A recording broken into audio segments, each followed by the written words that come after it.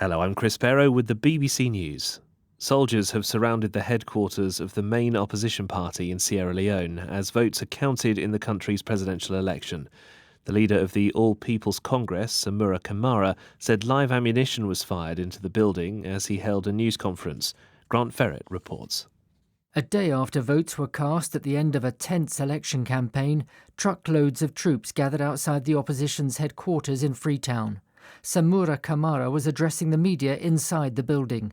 It's not clear why the soldiers were deployed or why tear gas was then fired. Mr. Kamara published photos of what appeared to be bullet holes in furniture, accusing the military of attempting to assassinate him. There's been no comment by the authorities. The opposition is hoping to unseat President Julius Maada Bio, who's standing for a second term. The New Democracy Party has won Greece's general election by the biggest margin for Conservatives in almost 50 years. With nearly all ballots counted, it has secured more than 40% of the vote. The election was the second in Greece in 5 months. New Democracy's leader, Kyriakos Mitsotakis, thanked voters for giving him a strong mandate to introduce major reforms. The Ukrainian President Volodymyr Zelensky says he's spoken to Joe Biden about the short-lived mutiny by Wagner mercenaries in Russia. Earlier, the US Secretary of State, Antony Blinken, said the brief insurrection on Saturday had exposed fresh cracks in President Putin's leadership. David Willis has more on Mr. Blinken's comments. What stood out for me is that he clearly believes that just as the disarray in Russia has served as a distraction for Vladimir Putin, it presents an opportunity, he believes, in Ukraine. He said, our focus is resolutely and relentlessly on Ukraine. But he also made clear that there was a lot that the US and its allies don't know. For example, the whereabouts of President Putin, how this situation in Russia will now play itself out. He said it's a moving picture. The US Coast Guard officer leading the investigation into the implosion that destroyed the Titan submersible last week has said his priority will be salvaging any material from the wreckage.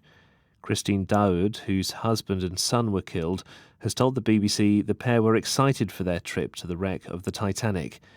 She said her son had brought a Rubik's Cube on board for a special reason.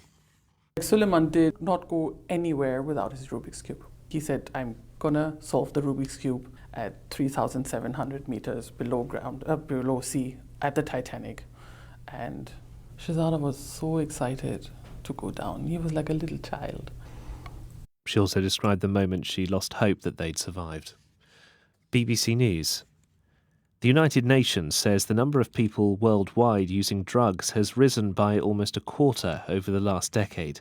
The findings are made in an annual report by the UN's Office on Drugs and Crime.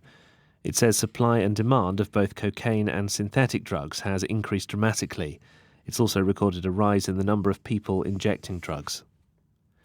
The Canadian city of Montreal registered the worst air quality in the world on Sunday as smog from Quebec's raging forest fires continued to shroud large parts of the province.